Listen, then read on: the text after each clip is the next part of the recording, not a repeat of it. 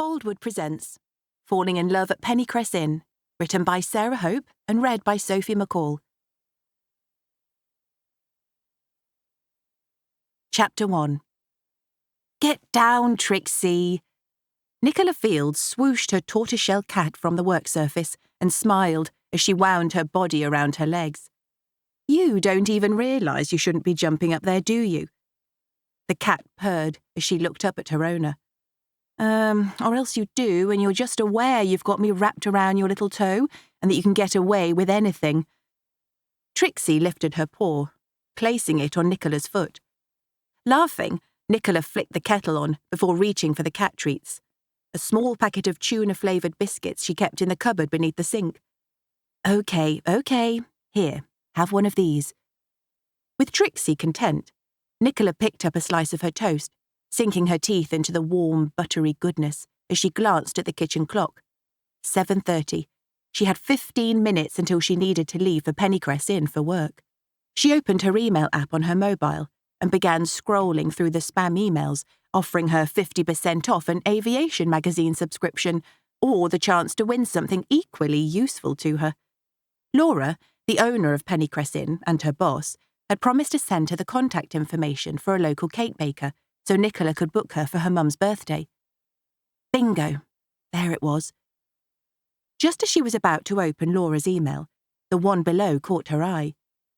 The formality of the subject line, standing out like a sore thumb from the spammy competitions and offers she really should get round to blocking. She took another bite of her toast as she tapped her screen to open it. Oh no. Letting the toast fall from her mouth, she didn't even notice it drop to the kitchen floor, typically butter side down, as she read the email. A reminder of the impending new pizza oven she'd pre-ordered for Nathan's birthday. The familiar feeling of dread, sorrow and relief churned in her stomach. The feeling she'd been living with and suppressing daily for the last 5 months since she'd walked in on her then-partner, Nathan, whining and dining their work colleague, Kerry, in their home. Her and Nathan's home. Her eyes were automatically drawn to the kitchen table, pushed up against the far end of the small galley kitchen. She sighed. What did she expect to see? The 2 cheating scumbags still sitting, laughing at the table, hands held between the candlesticks and the small vase of flowers between their plates. He'd never done any of that for her. His idea of preparing a meal for them had involved a quick trip to McDonald's to pick up a Big Mac and a side of fries. That's what had stung the most. The intimacy she'd witnessed between the two of them. He was supposed to be in her corner. He was supposed to have her back, not go behind her back. And for 2 years, too. He'd led a double life, living with her and then seeing Kerry on the side for 2 whole years. She forced herself to look away from the table and instead watched Trixie as she licked the butter from the kitchen floor. How had she not noticed? The fact neither Nathan nor Kerry had spent much time in the office should surely have been a sign. Plus, Kerry had accompanied him on all his work trips, but because Kerry was his secretary, Nicola hadn't batted an eyelid. She'd been too trusting, too naive, too stupid. She pinched the bridge of her nose. What was she supposed to do with a damn pizza oven now? He probably wouldn't have used it anyway. He'd been banging on about it for months, ever since he'd seen it on one of those Sunday morning kitchen shows. But whether he'd have actually used it, well, that was a different story. Nicola watched as Trixie jumped back on the work surface, heading straight towards the food recycling caddy, and smiled. Oh, you're right, Trixie. We don't need him, and we certainly don't need that stupid thing. I'll cancel it. Trixie meowed as she poured the lid of the caddy. Are you still hungry? Nicola glanced again at the clock on the wall. She'd be late if she didn't get a wriggle on now. Right, I've got just about enough time to get you some biscuits before I need to run. And running she'd be doing. Jill was bringing the village community hub to the inn for their monthly meeting, and Nicola had a list as long as her arm to get done before preparing for their welcome. Pushing the door to the inn close behind her, Nicola watched as the sun caught the stained glass window, causing a rainbow of light to appear on the recently polished oak floorboards in the hallway. Growing up, her mum, who had previously run Pennycress Inn, had always told her seeing a rainbow from the stained glass was a sign of good luck for the day ahead. Nicola grimaced. She wasn't quite sure that email reminding her about all she'd lost with Nathan had been good luck. But maybe her luck for the day would change now. Nick, is that you? Laura's voice called from the kitchen to the right. Morning. Yes, it's me. Sorry I'm late. Walking across to the reception desk, Nicola stashed her handbag beneath the counter before turning to the computer. No worries. I don't even have a clue what the time is, but could you come here and give me a quick hand, please? Sure, coming. Leaving the computer, Nicola followed the sound of Laura's voice through to the kitchen and the utility room beyond, before coming to a stop in the doorway. Trying to stifle a laugh, she took in the sight before her. The washing machine door was open, half its contents spewed out into a laundry basket sitting in front of it, and Laura was perched on top of the machine, her legs pulled up uncomfortably beneath her. What on earth? I'm like 99.9% sure I saw a mouse. Laura squealed, her face contorted into an expression of horror. I can't have a mouse in the inn. What if our guests see it? Plus, it'll be a health and safety nightmare. We'll have to stop serving breakfast. Stepping forward, a smile tugged at the corners of Nicola's lips. It's a good job you've not got a cat.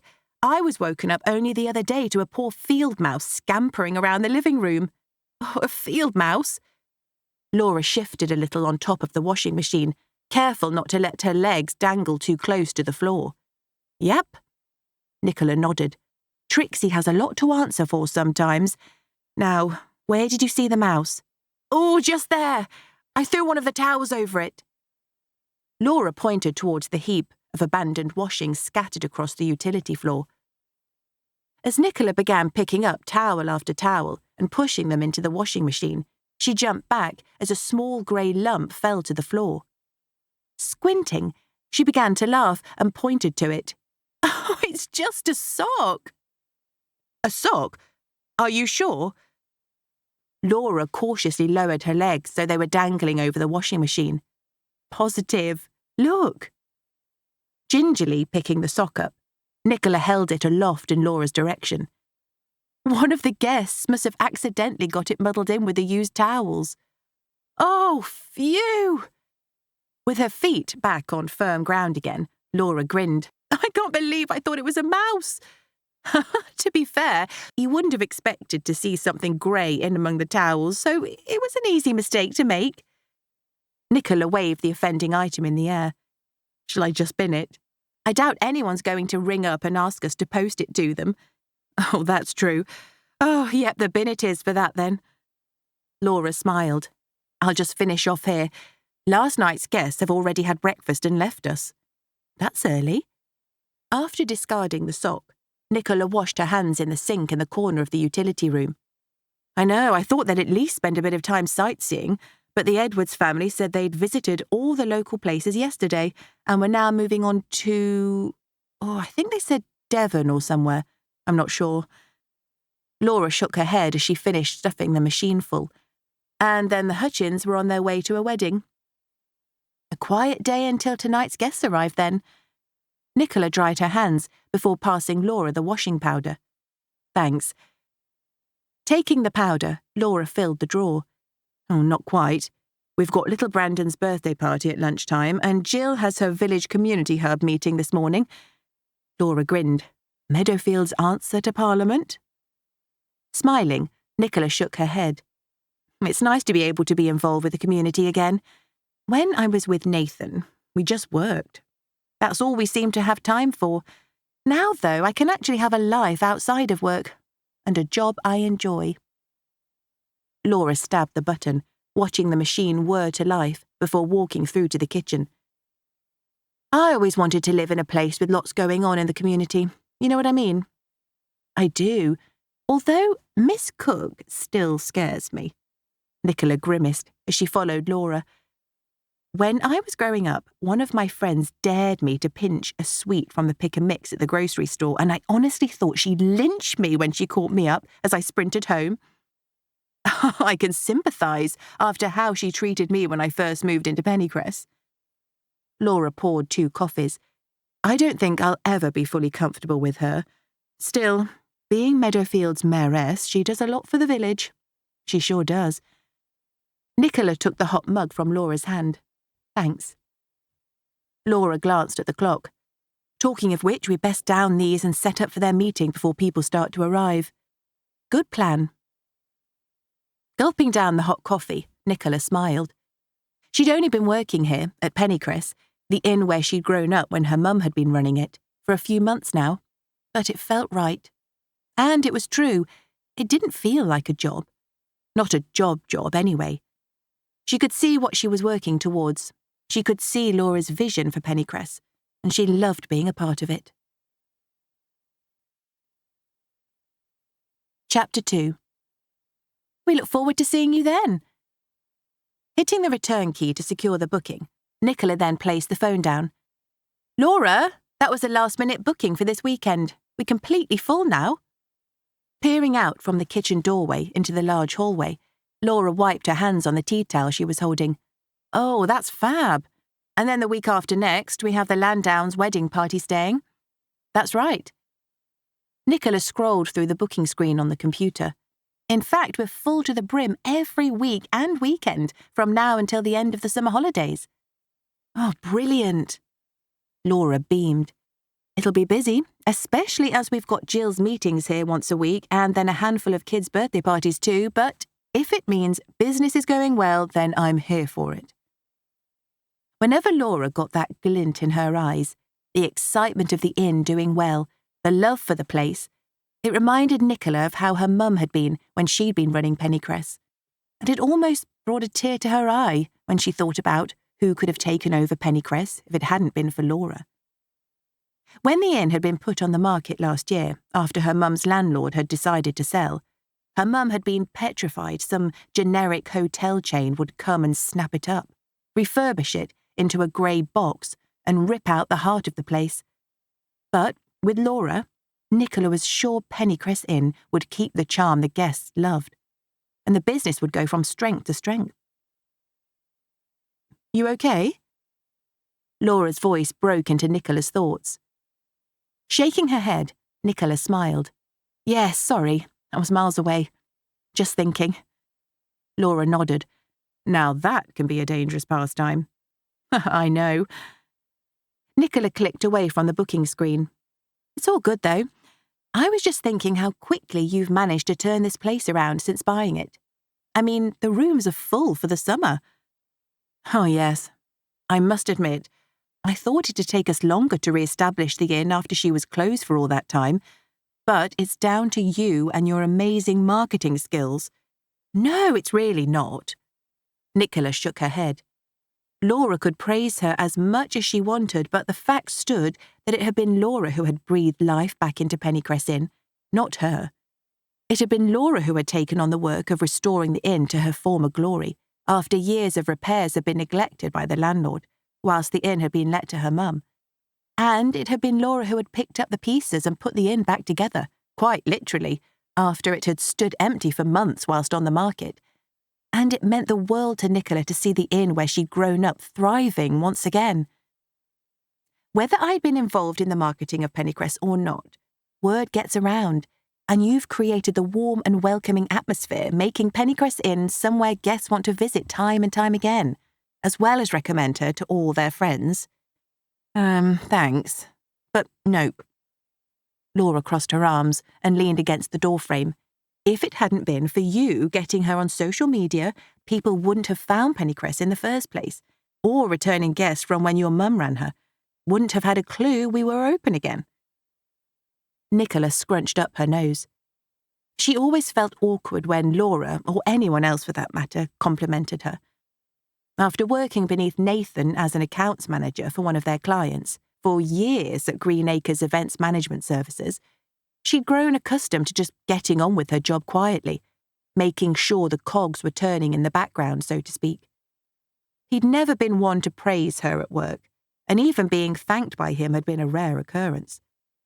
Nope, he'd seemed to use the excuse that he didn't want his other employees thinking he was favouring her because they were engaged, so instead he barely even acknowledged her, unless it was to bark orders at her and the rest of the team. She just accepted it, but since finding out about his affair with Kerry, she'd always wondered if she should have spotted the signs that something was going on. Kerry had worked there for 3 years in total, and Nicola never once remembered him barking orders at her.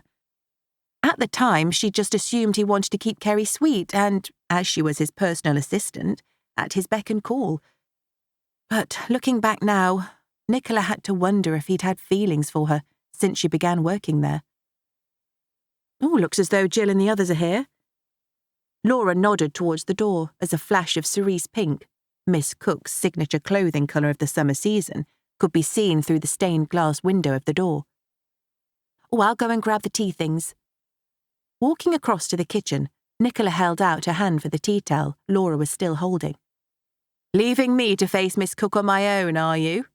Laura grimaced. You bet.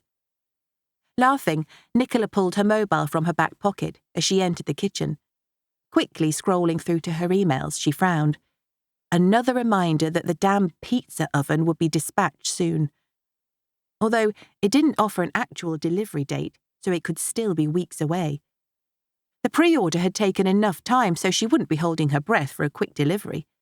Still, at least it would give her the chance to cancel the thing when she had a spare minute or two. She slid her mobile back into her pocket, trying to force any thoughts of Nathan and his much-wanted pizza oven out of her mind, and instead focus on the task in hand. With a teapot full, Nicola loaded the tray with cups, plates and a large Victoria sponge before carrying it through to the living room. Pausing outside the door, she balanced the tray in her arms before pushing the door open.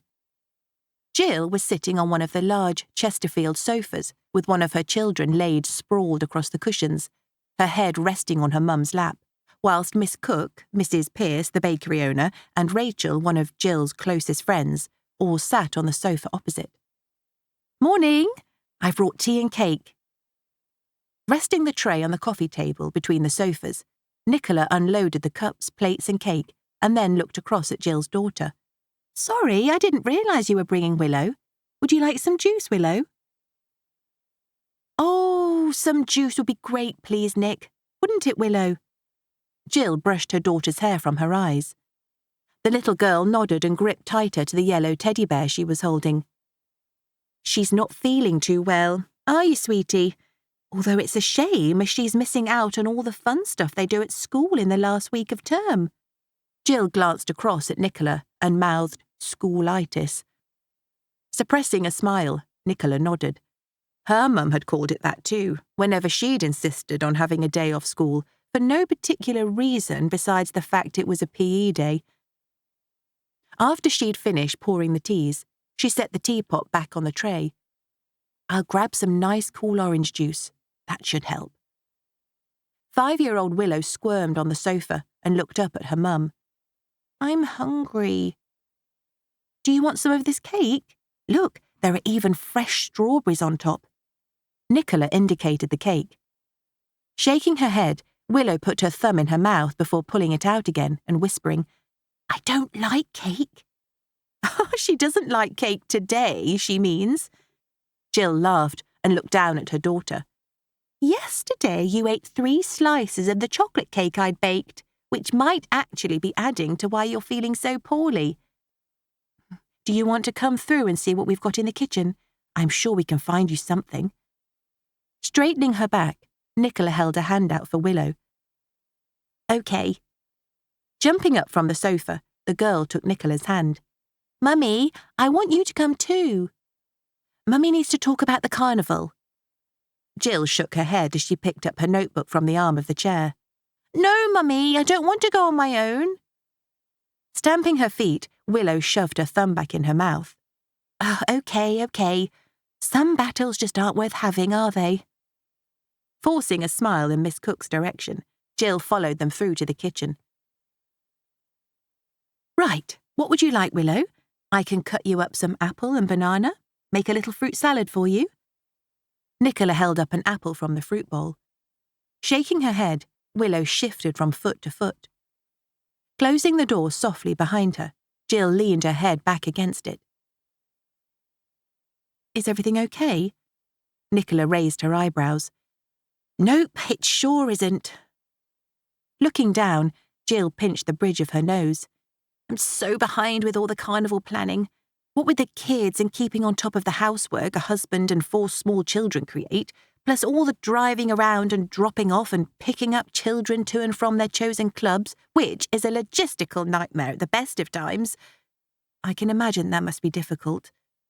Nicola herself sometimes found it difficult to keep up with everything, and there was just her and Trixie at home. She could imagine how much mess and chaos 4 young children and a husband would cause. She swallowed. Although, if she was honest, she'd trade places with Jill in a heartbeat. All she'd ever wanted was to have a big family of her own. She'd loved her childhood. Living at Pennycress Inn and helping her mum with the business had given her wonderful memories. But she'd often wondered what it would have been like to have had a sibling, and she'd always dreamt of marrying and raising her own family. Of course, that wasn't going to happen now, not when she was just shy of 36 and newly dumped. Thanks, Nathan. I just thought that once the youngest was at nursery, I'd have all this time free, but what with my new gardening business as well as children being off school all the time? She shook her head. Sorry, Mummy. Willow wrapped her arms around her mum's waist. No, don't be sorry, sweetie. I like having you around. Leaning down, Jill kissed her daughter on the top of her head. Although today you really should have gone into school, you're absolutely fine. Looking up at her mum, Willow's face grew serious. I still have bellyache, Mummy. Uh-huh. Sighing, Jill turned back to Nicola. This time last year, I'd have been finished with most of the organising. We'd just be ironing out a few creases. But this year I still have a list as long as my arm. No, as long as both my arms, quite literally, to work my way through. Of course, if the other members of the community hub took the commitment seriously instead of ducking out of meetings for the smallest reason or booking holidays when they know we'll be busy. Oh, is there anything I can do to help? She hated seeing her friend look so frazzled. Jill was normally the calm and collected one of the two of them, so to see her getting flustered meant that she really did have too much on her plate. The least Nicola could do was to offer to help. No, it's fine. Jill shook her head. You've got your job here, plus after Nathan.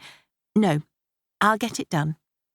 Hey, now me and Nathan are over, it means I have more free time. Nicola pasted a smile on her face. She didn't really have more time. She'd had plenty of free time whilst Nathan had been off whining and dining his mistress. Let me help. Are you super sure? Jill tilted her head, a hopeful expression on her face. Of course I am. I wouldn't have offered otherwise. Besides, it would be good to have something to focus on outside of work. Anything to keep her from spending every weekend sitting in front of the TV watching reruns of Friends, which she loved, but as her mum kept saying, she really should try to find something to do outside of the home, to socialise and begin to rebuild her life. Okay, thank you. Instantly relaxing, Jill placed her hand on Nicola's arm. I mean that. No problem. Just tell me what I need to do. Well, is there any way you could contact the farms and double-check they're happy to provide their tractors and trailers for the floats again this year, please? They do so every year, but I don't want to just take them for granted. Yes, of course. I can speak to them after work. Nicola grinned. It would be good to catch up with the local farmers and their families. Having grown up in the village, she knew most of them from her childhood, either playing with their children, visiting farmers' markets with her mum, or simply seeing them around Meadowfield. Right, what would you like to eat, Willow? The little girl glanced around the kitchen. Can I have some of the cake, please? Laughing, Nicola nodded. Of course you can. Should we go back through and I'll get you some? Willow nodded, before leading the way through to the sitting room. She changes her mind about what she does or doesn't like every 3 seconds, it seems. Dinners are a nightmare. Jill chuckled. I'll get the list of farmers for you. Thanks.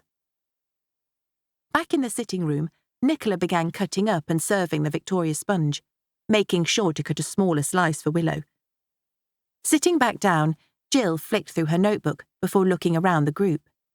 Nick has offered to give us a hand and check we can still borrow the tractors and trailers. Already done. Taking her plate of cake, Miss Cook settled back against the sofa cushions.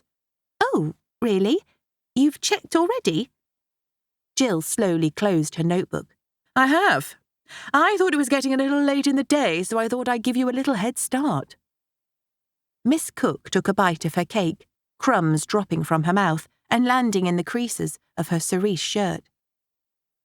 Right, yes. Jill shifted position on the sofa. I know I've been a little lax with the planning this year. It's not a criticism, dear. I just didn't want us to end up having to cancel the carnival. It's only 4 weeks away now. Miss Cook brushed the crumbs from her shirt to her lap. Yes, of course. A pale shade of pink coloured Jill's cheeks. Nicola passed Willow her plate. Here you go. Thank you, Auntie Nick. Taking the plate, Willow rested it on her knees before taking a big gulp of orange juice. Looking from Jill to Miss Cook and back again, Nicola could sense the tension hanging between them. Jill had been planning the carnival for over 10 years now, since taking over from Paddy, who had decided to stop heading the community hub when he'd retired from running Meadowfield's post office. It was her pride and joy, so Nicola could just imagine how Jill must be feeling to have Miss Cook sweep in and help before she'd asked her to. Yes, as Meadowfield's mayor and resident busybody, Miss Cook had always helped, or more truthfully, interfered in all aspects of village life. But since announcing the beginning of her retirement and cutting her hours at the grocery store, it seemed she had more time on her hands, and poor Jill was suffering the brunt of it. That's one thing off the list, then. Is there anything else you'd like me to do? Nicola asked. Jill blinked before picking up her notebook again. Let me just see. The only farm I didn't get around to visiting was Little Mead Farm at the edge of the village. I tried to call the farm too, but there was no answer. Seemingly oblivious to Jill's discomfort, Miss Cook continued. Do you know it, Nicola? Over the little bridge on the right? Yes, I know the one. We used to go scrumping for apples there, didn't we? She smiled towards Jill and Rachel, both of whom had grown up in Meadowfield alongside Nicola. I'd be happy to go. That's right. And then we'd bring them back here and your mum would help us make apple crumble. Rachel grinned. I remember. Jill nodded and turned to Nicola. Oh, that would be great. Thanks, Nick. And the Watsons' farm. Thomas and Sheila were out when I popped by and he never answers his phone. Miss Cook raised her eyebrows as if such a thing was unheard of. No problem. Picking up the teapot, Nicola left them to continue their meeting. Chapter 3. Bumping her Fiat into the driveway of Little Mead Farm, Nicola pulled the handbrake up and turned off the ignition. She'd already visited the Watsons. Sheila and Thomas Watson had been only too happy to agree to lend Meadowfield the use of their 2 tractors and trailers, and they'd even offered to help decorate the trailers if they had a spare few minutes. She checked her watch. Trixie would be demanding her dinner right about now. Nicola always wondered how a cat could read a clock, but if any evidence was needed to prove they could, it would be Trixie's impeccable timekeeping skills. She began to meow and fuss for breakfast, dinner and her evening treat at exactly 6:30 each day, down to the second. Still, Farmer Williams had always been the kindest of the local farmers, the one who had always turned a blind eye to their scrumping and playing amongst the hay bales during harvest. He'd even taught her and Jill how to ride his pony one summer, so she was sure there would be no problem with him lending them the tractors and trailers, meaning poor starving Trixie wouldn't have to suffer for much longer. Nicola smiled. It would be nice to catch up with him. Whilst working under Nathan, she'd not had the time to keep in touch with many people. Yes, they'd lived in their cottage on the outskirts of Meadowfield, but she spent most of her time at work, shackled to her desk, in a bid to try to prove to everyone else at the firm that she wasn't just there because she was in a relationship with the boss, that she could in fact do her job and do it well at that. Giving a hollow laugh, she shook her head. She'd spent more time at the office than he had himself. No wonder, as he'd had to split his time between her and Kerry for the last 2 years. Now that must have been a task in itself, sharing his time and keeping track of the lies he was spinning to her.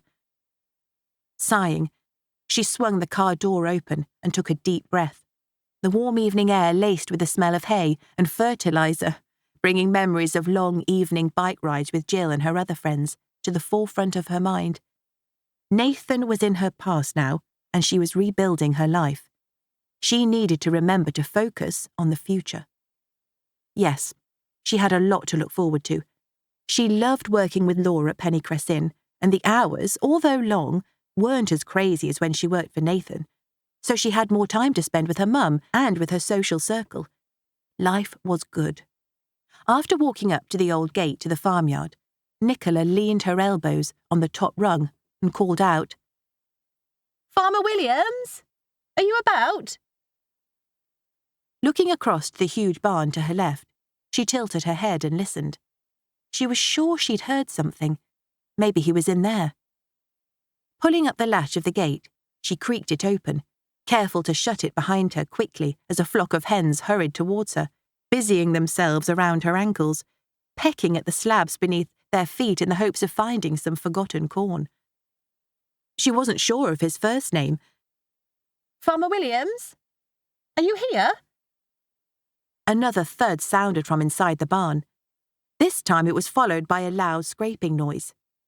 He must be in there. Heading to the large barn, she paused outside the door and shouted for him again. She didn't want him to think she was still like her 13-year-old self, who he'd caught scrumping apples from his orchard. In that moment, all thoughts of him ringing the police and having her, Jill, and the other people they were with hauled into the back of a police car had terrified her. As it turned out, he'd been more than happy to let them while away the summer holidays in the orchard and take apples home. Its only stipulation had been that her mum made him an apple crumble every so often, which she'd been more than happy to oblige with. Just as she was about to open the door, Nicola was thrown back as it swung towards her, almost knocking her off her feet. Regaining her balance, she watched as a sheep raced across the yard, the hens scurrying in all directions to avoid the fluffy animal. "That's it, you! Scram, and good riddance!" A voice growled from inside. Nicola watched as the sheep, suitably startled, shoved ahead through the metal bars of the gate, obviously trying to escape. Stepping forward, gingerly this time, she peered inside the dimly lit barn. "Farmer Williams?" "What?" The gruff voice belonged to a tall, muscular man wearing jeans and a white vest, covered in more hay than was strewn on the barn floor. I was looking for Farmer Williams. Sorry, I didn't mean to let your sheep escape. I'll go and fetch her." She indicated behind her. "Oh, don't bother. It's not mine. The damn thing keeps eating my hay." He placed his hands on his hips and scowled in the direction the sheep had run. "If I get my hands on the thing, I can assure you it'd make a good addition to my Sunday roast." "Oh." Nicola looked around the huge barn, which was crammed to the roof with hay bales. Surely one little sheep wouldn't make a dent in the amount here. "Why didn't you just catch it and put it back with your other sheep?" "Because this is a damn agricultural farm, not a sheep farm." He shook his head at her as though the fact was obvious. "Right, of course." She should have known. The orchard, the fields around the farmhouse. Apart from the hens in the yard, there were no other animals visible. "So?" Shifting his feet, he crossed his arms as he glared at her. "So what?" She frowned. What did he want her to do? Run after the sheep? It must be Claudette, the stray sheep which had been running amok in the village and causing all sorts of strife for the past few months. "Why are you here?" He did little to hide his annoyance at her presence. "I'm looking for Farmer Williams," she repeated, glancing around as though she half expected him to pop up from behind a bale of hay and save her from this hostile worker of his. "That's me. What do you want?" "You? No, I mean Farmer Williams." She emphasised the name as if he'd misheard her. "Yes, I am Farmer Williams." He, too, emphasised the name with none of the warmth or good humour of the Farmer Williams Nicola knew. "No, you're not. He's older than you." She blurted out the words before she'd had a chance to think them through. But who was this man, and why was he playing games with her? She didn't have all evening to stand around being at the receiving end of some prank. She had Trixie to feed and a good book to curl up with back home, not to mention the mac and cheese ready meal for one waiting for her in the fridge. Shaking his head, he held up his hands, his palms forward, and began backing away. "Fine. If you've just come here to waste my time, then please leave. I've got enough to do without some salesperson trying to sign me up for the latest copy of Farmer's Weekly or some rubbish." "What? No, wait." Stepping forward, she stopped short as he glared at her. Maybe he was getting confused. She had said Farmer Williams, and not just someone who worked for him, hadn't she? "Sorry, I mean, you're not who I'm looking for. I wanted to speak to Farmer Williams. The actual Farmer Williams? Blue flat cap, piece of hay dangling from his mouth? The man who owns this farm." "That Farmer Williams is dead. He passed away 5 months ago." A look of sadness passed across his face for a split second, before his expression reverted back again. Nicola blinked. He'd uttered the words so nonchalantly. She couldn't be sure she'd heard them correctly. Farmer Williams had passed away. Surely she'd have heard if he had. Her mum would have mentioned it. She would have attended the funeral. No, he can't be. Sighing loudly, the man in front of her rolled his eyes. "I can assure you he is, and now I own this place, so you can either spit out the reason you're here or get off my land and let me get on with what needs doing." I'm sorry. I didn't know." And she suddenly realised why. Nathan. He'd been the reason she hadn't known. 5 months ago, she'd been in the process of chucking his stuff out on the front lawn, after discovering him and his mistress sharing a romantic meal at her kitchen table. No wonder her mum hadn't mentioned it. She wouldn't have wanted to add to what Nicola was going through. Guilt rose from the pit of her stomach. She had fond memories of Farmer Williams, and she'd have liked to have had the opportunity to pay her respects. Not that she didn't understand why her mum hadn't told her. She did. Looking at him, she could see a little resemblance, the way his lips curled at the edges. Although with Farmer Williams, the proper Farmer Williams, his lips had always been curled up in a permanent half-smile, whereas it seemed, with a man in front of her, his were permanently curled downwards in some sort of half-scowl. She crossed her arms. Had Miss Cook knowingly missed visiting Little Mead Farm? Had she known what sort of reception would be lying in wait? Quite possibly. "I didn't know he had a son." "He didn't. I'm a nephew." Right. That made more sense. She'd struggled to understand how someone so closely related to the jolly Farmer Williams of her childhood could appear so angry towards her now. "Sorry to disappoint you. See yourself out." Turning, he began walking towards the back of the barn. "No, please, wait." Hurrying behind him, she skirted around a large stack of hay bales, her cardigan catching on the hay as she passed. She watched as he paused and turned back to her. "Yes?" "Sorry, She pulled a stalk of hay from the pale blue wool of her cardigan. "I'm here to ask you something. It's the village carnival in 4 weeks, and Farmer Williams, your uncle, he always lent us a couple of tractors and trailers to be used as a float." "No." Nicola stumbled at his bluntness and wound the stalk of hay around her finger, giving herself a moment to think. "I've not asked you anything yet." "But you're going to?"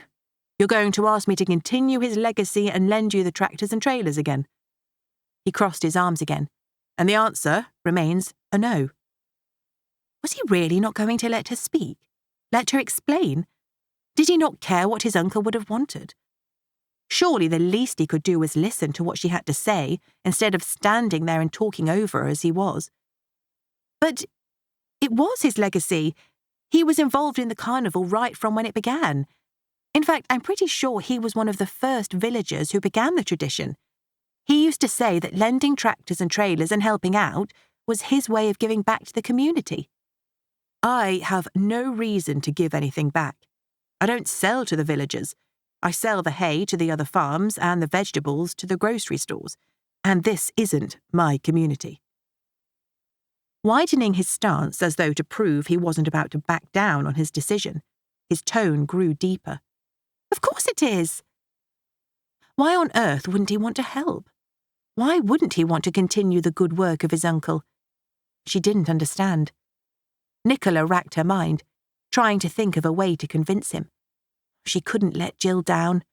They needed his tractors and trailers or there'd be 2 floats down, and 2 floats in a total of 12 was a lot. There had to be a way to persuade him. Please, we just need to borrow them, the trailers, for a couple of weeks. Lifting his eyes heavenwards, he grunted. Okay, not a couple of weeks, no, 1 week at most. We can make everything and assemble it in a day or 2 even, and the tractors just for a few hours. She crossed her fingers behind her back. He had to have an ounce of his uncle's compassion. He had to. You're asking me to lend you 4 pieces of equipment that are integral to harvest my crops during one of the busiest times of the year for a farmer. And what? That's it. You can drive a tractor, can you? Looking at her, he scoffed. Or are you also asking me to lend you 2 farmhands to drive the things too? Well, yes, but not for long, and we'll return them just as we find them. Please say yes. My workers too. A quick flash of humour was soon replaced with